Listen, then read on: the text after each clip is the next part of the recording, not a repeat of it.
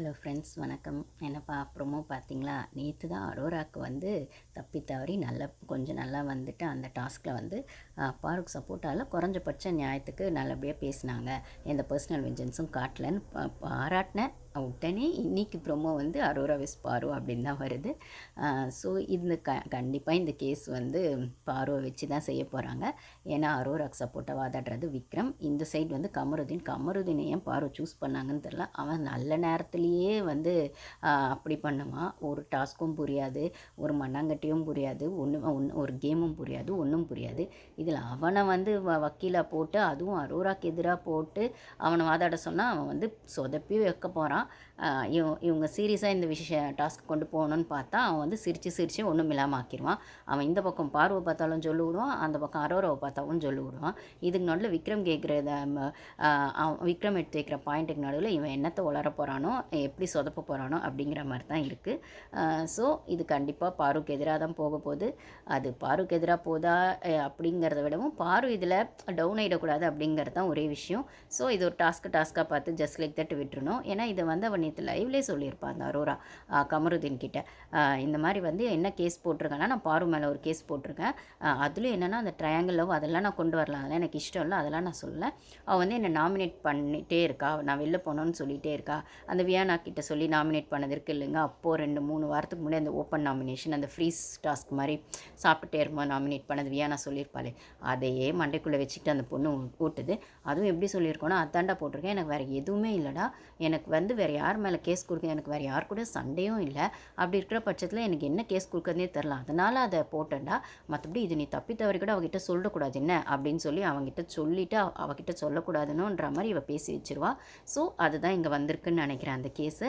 So ஏன்னாங்க அந்த கேமே nominate பண்ணுறது தானே. அப்படி பார்த்தா நாமினேட் பண்ணி திவாகர் வெளில போனதுக்கு வினோத் காரணமானது. யார் வெளில போனதுக்கு யாரும் காரணம் இல்லைன்னு பட்டும் படாமல் சொன்னாலும், தனக்கு போட்டி யார் இல்லை தான் வின் பண்ணுறதுக்கு யாரெல்லாம் டிஸ்டர்பன்ஸாக இருப்பாங்களோ அவங்களுக்கு கேம் ஆடி எக்ஸ்போஸ் பண்ணி, இல்லைனா அவனை விட நம்ம பெட்டராக அதில் பெர்ஃபார்ம் பண்ணி அவங்கள வெளில தள்ளுறது தான் அந்த கேமோட பெர்ஸ்பெக்டிவ், அதோட அந்த ஃபார்மேட்டே அப்படின்னு சொல்லும்போது, இதில் ஒருத்தர் அதை டேரெக்டாக பண்ணுவாங்க, ஒருத்தர் இன்டெரக்டாக பண்ணுவாங்க. பாரு டேரெக்டாக கேம் ஆடுறா, இவங்கெல்லாம் இன்டெரக்டாக ஆடுறாங்க. பாரு வந்து ஒரு ஸ்ட்ராங் காம்படிட்டராக பார்த்து அவ்வளோதானே தவிர, இதில் அரோரா வந்து பாருக்கு காம்படிட்டரா அப்படின்னு கேட்டால் கண்டிப்பாக அந்த கேம் விதத்தில் காம்படிட்டர் இல்லை. பட் ஆனால் அந்த லவ் ஆங்கிள் விஷயத்தில் அவளுக்கான ஒரு பாசிட்டிவ்னஸ் இருக்குது அப்படின்னு சொல்லும்போது, இந்த இடத்துல அரோரா வந்து எனக்கு அதான் இப்போ இந்த கேஸ் விஷயங்களே வந்து பார்த்திங்கன்னா எல்லாரும் சொல்கிறது, வியானா கூட கேஸ் இருக்கா அப்படி இப்படிலாம் பேசும்போது, நான்லாம் அவ்வளோ பெரிய ஆள்லாம் ஆகலைப்பா, அவ்வளோ கேஸ்லாம் நான் வாங்கலை, அப்படியே வாங்கினாலும் என்னதெல்லாம் பெட்டி கேஸாக தான் இருக்கும் அப்படின்னு சொல்லியிருப்பாங்க வியானா நேற்று.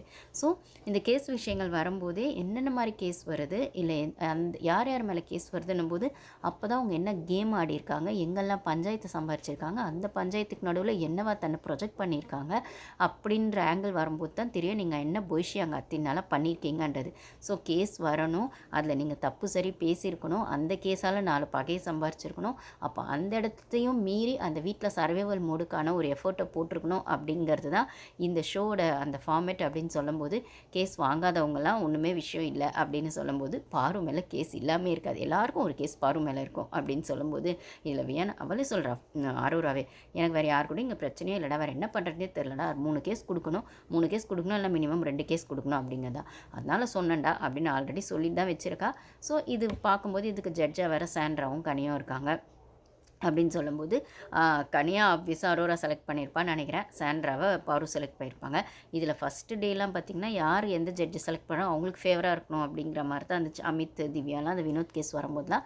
அப்புறம் நேற்றுலேருந்து பார்த்திங்கன்னா ஜட்ஜாக இருக்கவங்க நியூட்ரலாக சொல்லணும் அப்படிங்கிற மாதிரி ஆயிடுச்சு. இது இன்னி கூட இன்னொரு கேஸ் ஆக்சுவலாக உங்களுக்கு ப்ரொமோவில் வந்தது 2வது கேஸாக 3வது கேஸான்னு தெரில. ஆனால் இன்றைக்கான ஃபஸ்ட்டு கேஸ் லைவில் பார்த்திங்கன்னா ஃபன் கேஸ் தான். அது வந்து ப்ரொமோவில் இன்னும் வரவே இல்லை. அது என்னென்னு பார்த்திங்கன்னா சுபிக்ஷா மேலே விக்ரம் போட்ட கேஸ்.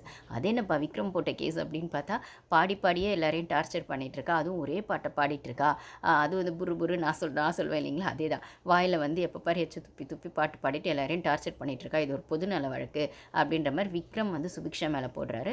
பிக் பாஸும் வந்து இது எவ்வளோ என்டர்டெயினாக கொண்டு போக முடியுமோ கொண்டு போங்க, அதே சமயத்தில் சென்சிட்டிவான விஷயமும் கூட இல்லைங்களா, அந்த மினவு பொண்ணு அந்த சமுதாயத்தை சார்பாக தான் அந்த பாட்டெல்லாம் பாடுறா அப்படின்னும் போது, ஸோ அதுவும் பார்த்து பண்ணுங்க அதே மாதிரி அப்படின்னு சொல்லிடுறாரு.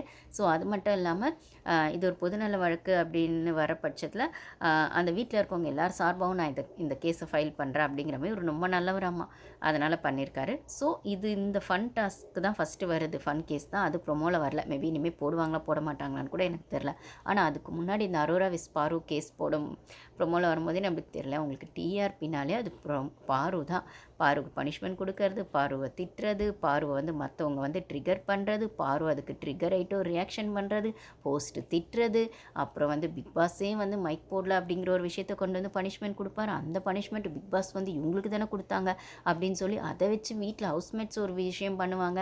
அவங்க கூட பேசக்கூடாது, அவங்களுக்கு நிறைய வேலை செய்யணும், கமருதினும் பாருவும் பேசக்கூடாது, இல்லை அவங்க கூட யாருமே பேசக்கூடாது அப்படின்னு நேற்று நடந்த விஷயங்கள் எல்லாமே அப்படின்னு சொல்லும்போது அந்த பொண்ணை நோக்கி தாங்க இந்த ஷோவே போகுது. இதில் இன்னொரு இடத்துல இப்போ அரோரா சொன்ன மாதிரி தான் விக்ரம் கூட சொல்லியிருப்பான். நேற்று அமித்கிட்டே யார்கிட்ட சொன்னான்னு எனக்கு தெரில, சொல்லிட்டு இருப்பான் விக்ரம்.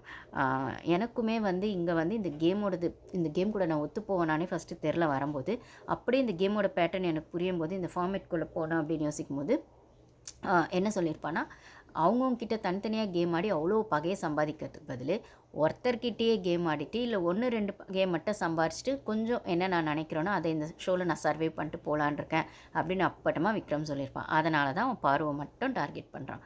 ஸோ அப்போது அது நியாயமான கேமா?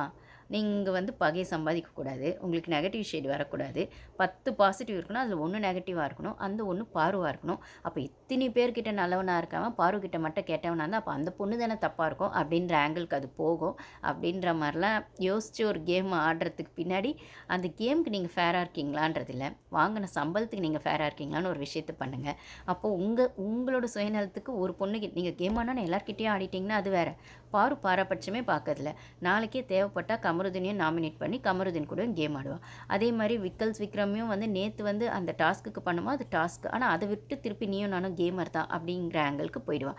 எந்த ஃபேவரட்டிசம்குள்ளேயும் போக மாட்டா, குரூப்பிசம்குள்ளேயும் போக மாட்டா, இல்லை கேமாக தான் பார்க்கணுன்ற பெர்ஸ்பெக்டிவில் நீயும் கேம் ஆடு நானும் கேம் ஆடுறேன், உன்னோட ஸ்டைல் வேறு என்னோட ஸ்டைல் வேறு அப்படிங்கிறது தெளிவாகவும் இல்லை தைரியமாகவும் கட்ஸோட சொல்லி ஆடுற பொண்ணு அவள் அப்படின்னு சொல்லும்போது, நீங்கள் வந்து உங்களை நல்லவங்களை காமிச்சிக்கணுன்றதுக்காக அந்த பொண்ணுக்கிட்ட மட்டும் கேம் ஆடிட்டு இத்தனை பேரை பகையை சம்பாதிக்க விட ஒரு பகையை சம்பாதிச்சு இந்த கேமை கொண்டு போகலான்னு நினைக்கிறேன். விக்ரம் எப்படி நியூட்ரல் பிளேயர் எனக்கு தெரியல. அந்த ஒரு பகையை கூட நான் பண்ணணுமா வேணாமான்னு யோசிச்சுட்டு இருக்க வினோத் எப்படி டைட்டில் வின்னருக்கு டிசர்விங் அப்படிங்கிறதும் எனக்கு தெரியல அப்படின்னு சொல்லும்போது, அந்த கேமுக்கான பொட்டென்ஷியல் போட்டது அந்த பொண்ணு மட்டும்தாங்க. பகையை சம்பாரிச்சதும் அந்த பொண்ணு மட்டும்தான். வீட்டுக்குள்ளே மட்டும் இல்லை, வீட்டுக்கு வெளியிலையும் சரி, அதுக்கு ஒரு தனி கட்ஸே வேணும். ஆமாம், நான் இப்போ இப்படி ஒன்றுமே இல்லை. பிக் பாஸ் கொடுத்த பனிஷ்மெண்ட் அந்த மைக் போடுற விஷயங்கள் நிறைய பேர் அங்கே மைக் போடலை, ஆனால் அவன் எல்லாரையும் கூப்பிட்டு பிக் பாஸ் பனிஷ்மெண்ட் கொடுக்கல, இவங்க 2 பேரை கூப்பிட்டு தானே கொடுத்தாரு அப்படின்னு ஒரு கேள்வி வந்து ஸ்பேஸ்லலாம் கூட பேசுகிறாங்க. அதை பற்றி நிறைய பேசிட்டேன். சொல்லும்போது ஒரே விஷயந்தான் அங்கே யோசிக்கணும். சாண்ட்ரா மைக் போடலன்னு சொல்லி பனிஷ்மெண்ட் கொடுத்தா டிஆர்பி வருமா? விக்ரம் மைக் போடலன்னு சொல்லி பனிஷ்மெண்ட் கொடுத்தா டிஆர்பி வருமா? நாமினேஷன் ப்ராசஸ்க்காக ஒருவேளை சாண்ட்ராவும் ரம்யாவும் இல்லைனா விக்ரமும் கனியும் நைட்டில் பேசுகிறத நீங்கள் வந்து போட்டிங்கன்னா அப்படின்னு மைக் போடல அப்படின்னு பனிஷ்மெண்ட்டாக கொடுத்தீங்கன்னா அது டிஆர்பியில் வருமா? ஒன்றுமே இல்லை. எஃப்ஜேவை ஒரு நாள் ஃபுல்லாக நிற்க வச்சார். நான் ஆல்ரெடி அதை சொல்லியிருப்பேன் லைவில். ஆனால் அது 1 ஹவரில் பெருசாக வரவே இல்லை. அவன் தூங்குனான்னு சொல்லிவிட்டு அவனுக்கு பனிஷ்மெண்ட் கொடுத்து நிற்க வச்சது நான் 1 ஹவரில் வரும்னு நினச்சேன். பார்த்தா வரவே இல்லை. அவன் ஜஸ்ட் லைக் தட் அந்த பிளாஸ்மாவில் நிற்கிற மாதிரி நின்றுட்டுருக்கான். ஆனால் அவன் அன்றைக்கி ஃபுல்லாக நின்றுட்டு இருந்தான். பிக் பாஸ் கூப்பிட்டு திட்டினார். அப்படின்னும் போது உங்களுக்கு அதெல்லாம் டிஆர்பி வரவே இல்லையே. ஆனால் பாருக்கு பனிஷ்மெண்ட் கொடுத்தா பாரு மைக் போடலன்னு சொன்னால் பாரு விஷயங்கள் பெருசானா மட்டும்தானே உங்களுக்கு டிஆர்பி வருது அப்படின்னு சொல்லும்போது அது பாருக்கான பனிஷ்மெண்ட் மட்டும் இல்லை. அப்போ அந்த முட்டையெல்லாம் எடுத்துடுறன்றது பாருவை நீங்கள் கூப்பிட்டாலே அது உங்களுக்கு டிஆர்பி. அவளை கூப்பிட்டு ஒரு விஷயம் சொல்கிறீங்க கன்ஃபெஷன் ரூம்னா அதுவும் டிஆர்பி. அப்படி நீங்கள் கன்ஃபெஷன் ரூமில் கூப்பிடாமல் பொதுவாக ஒரு பனிஷ்மெண்ட் கொடுக்குறீங்க அப்படின்னு சொன்னால் அதுவும் முட்டையில் கை வச்சு ஃபுட்டில் கை வச்சு அது எல்லா ஹவுஸ்மேட்ஸுக்குன்னு சொன்னிங்கன்னா அதுதான் உங்களுக்கு இந்த வாரத்துக்கான ஹை லெவல் டிஆர்பி. ஸோ எப்பயுமே ஹோஸ்ட் வந்து தலைக்கீழே தானே ஷோ நடத்துவாருன்னு நான் சொன்னேன். இந்த வீக்கெண்டு பாருங்கள், கரெக்டாக இந்த மைக் விஷயத்துலேருந்து தான் ஆரம்பிப்பார். எப்பயுமே வந்து வீக்லி டாஸ்க் கிளாஸில் நடந்ததுலேருந்து தானே ஆரம்பிப்பார். இப்போ பாருங்கள், எடுத்தோடனே ஃபஸ்ட்டு கேஸாக இந்த மைக் விஷயங்களை தான் பேச போகிறாரு.